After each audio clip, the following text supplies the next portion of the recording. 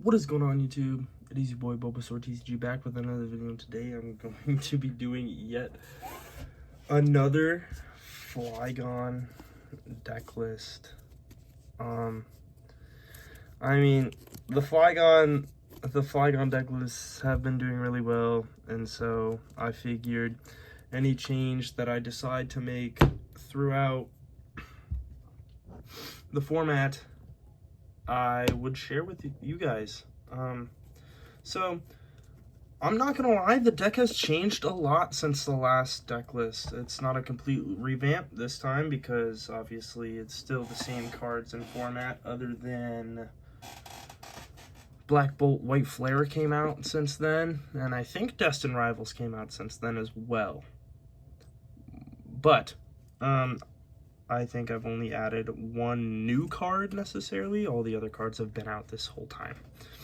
Without further ado, enough yapping, I'll get into the deck list.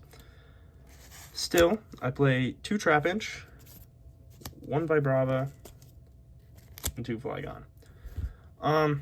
This is just the standard Trapinch line, I guess, but still on the Surging Sparks Trapinch, because it's the only Trapinch in standard. Still has 60 HP, still a big liability. Still playing the Vibrava for the Screech attack.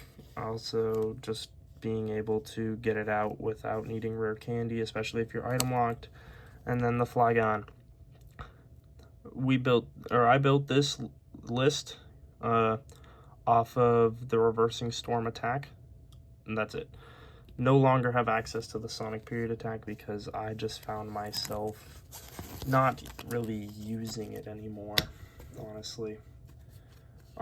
Then for support, play 2 Pidgey, specifically the 60 HP one, because I mean, either way, you play the 60 HP one or you play the 50 HP one with Clover Family, but there's no issue with getting Pokemon out, so there's no reason for me to play the Clover Family one. The one Pidgeotto now, to further push the idea of being able to get your Pidgeots out with, or even with being item locked. Obviously, use the Pidgeot for the quick search ability. Search your deck for a card and put it into your hand. Could be any card. Very, very big part of making this deck work. More support Pokemon. The one of Latias EX for the Skyliner ability, making all of your basics have no retreat cost, which works very well with Flygon and its Sonic Period attack, or Sonic Period, jeez man. Reversing Storm attack, because you can do 130 and switch it with one of your benched Pokemon, which is what we are trying to do. Play the 1 copy of Fezandipiti for the Flip the Script ability. It's probably the best ability in the format, being able to draw 3 cards if your opponent knocks out one of your Pokemon. Helps with the draw engine. Play 1 Mew, actually, now. For the restart ability is nice, but this is mainly for the genome hacking attack, actually, and you will see why in a little bit. Still play the 1 Mimikyu, nice to switch into, prevent being hit by EXs and stuff. It's really nice. And most decks nowadays don't have the counter to Mimikyu because no one really runs to Mimikyu anymore. Cornerstone, Ogerpon, probably the MVP. A lot of Pokemon nowadays have abilities like Golden Go. I mean, still Charizard, but nobody really runs Charizard now. Jellicent has been seeing play.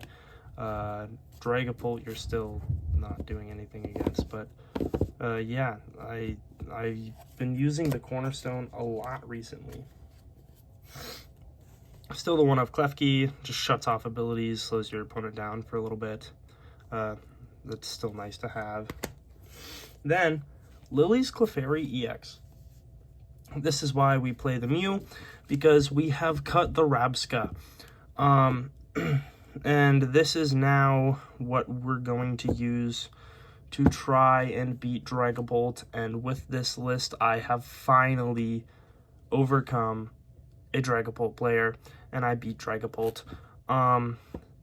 Yeah, this Lillie's Clefairy honestly has been doing work, not necessarily as an attacker, but making Psychic Pokemon the weakness to Dragapult, and being able to attack with Mew, so you can copy Dragapult's attack, do 400 to the Dragapult plus an extra 60 to their bench is really nice. Or attacking with Latias for a straight 400 is also really nice too. Then I now play one Budew. Just trying to stall a little bit while you get your Flygon and Pidgeot out, because sometimes it is a little harder, and it's nice to be able to sit behind Budew and watch your opponent struggle while they're item locked. Kind of evil, but you know, it works. And then the last Pokemon is Shaymin. Still play bench protection because it is really hard to play against, let's say, Ethan's Typhlosion or Wellspring Mask Ogerpon, or, I mean, other things that snipe now. This just protects your bench. Then we get to the supporters. Play 4 Arven. This is an Arven build. Search your deck for an item and a tool. Obviously, having 2 stage 2s, you're going to want the Arven to search for your rare candies and other things. 2 bosses orders. Nice to be able to target, like, the Fezandipiti, for example. That's one of the big things you want to target with this deck. With it having the fighting weakness, it is really nice to just boss it up and KO it. Take an easy 2 prize cards, because Fezandipiti's played in almost anything, and that makes it a liability then for your opponent, which is also really nice. I'm now running 2 Crispin. Being able to Crispin attach to like a Mew or a Latias, or even, like, for example, the Lillie's Clefairy, and then swinging on a Dragapult is really nice, and I found that to be really useful, actually. Still on the 2 Iono. Obviously, this is a staple in every deck. Shuffle your hand shuffle your hand, put it at the bottom of your deck, and draw for as many prize cards you have remaining. And then still the one of Kieran. Damage output with Flygon is a big thing. Only doing 130. This boosts it to 160 damage if you have a free supporter turn and you are able to play it, or just need a knockout for game. Kieran has helped me a lot. And the last supporter, Professor Cho Scenario. You're playing a lot of basic Pokemon that you switch into. Sometimes they'll boss up, or playing a lot of basic Pokemon that they'll try and target, and especially snipe decks will try and target them, and so you can Turo and pick it up. Or you have a Trapinch sitting on the bench, Pidgeot out, they bossed up your other Flygon, there's a lot of damage on it, you don't trust it to not get knocked out, you pick it up and evolve it next turn, and there you go, you're reset. But that is all the supporters. Pretty sure there's more supporters now than there was in the last list, but I think it is for the better. Not only that, but this deck is now really consistent, which I really like. Now for the items, play 2 Buddy-Buddy Poffins. Search your deck for 2 basic 70 HP Pokemon, or 2 basic Pokemon with 70 HP or less, and put them onto your bench. Get your Trapinch, your Pidgey, your Budew, stuff like that.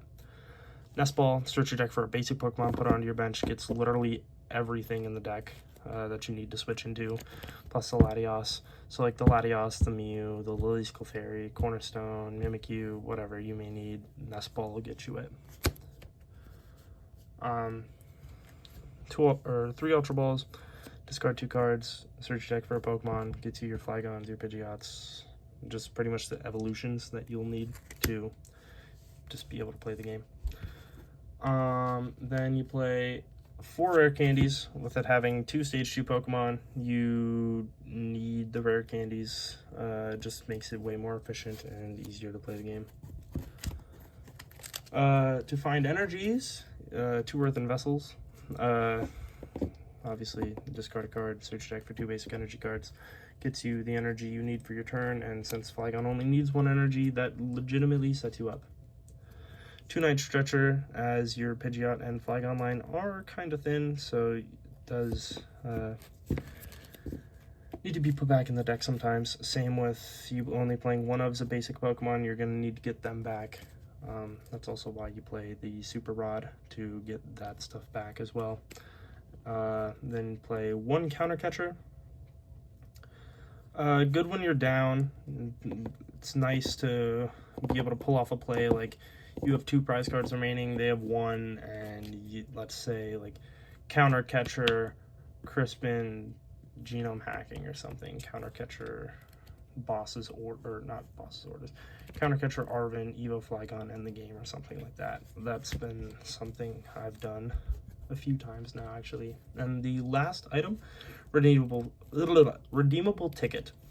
Lets you shuffle your prize cards back into your deck. Really useful when you're playing a lot of one-ofs like this list is, and honestly probably a staple in this deck.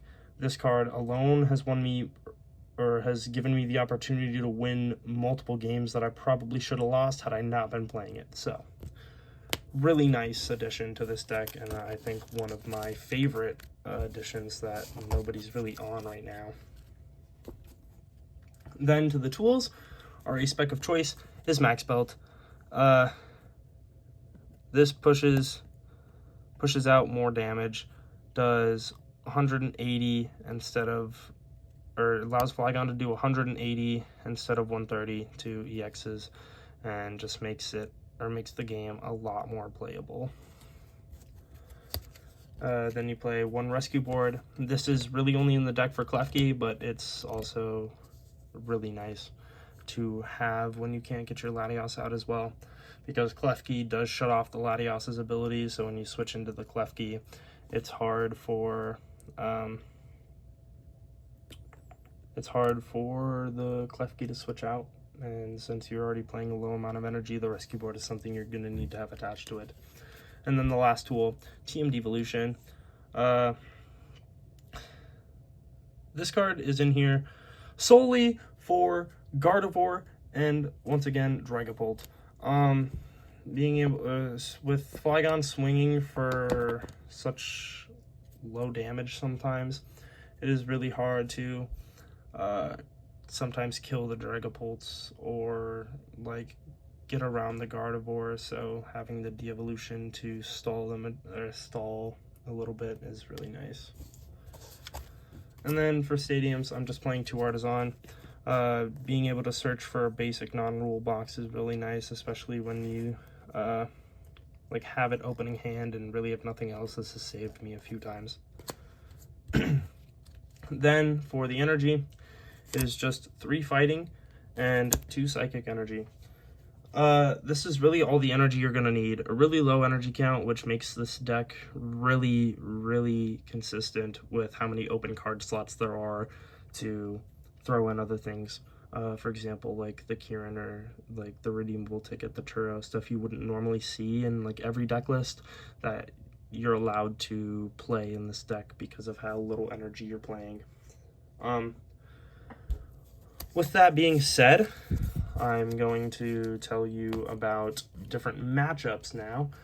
So I've been on Flygon for, let's see, I've been on Flygon for probably, I want to say 6 months now, actually. 6 months I've been on Flygon-ish, roughly. And within those 6 months, I mean, I've talked about it in my videos plenty, and I mean plenty of times now.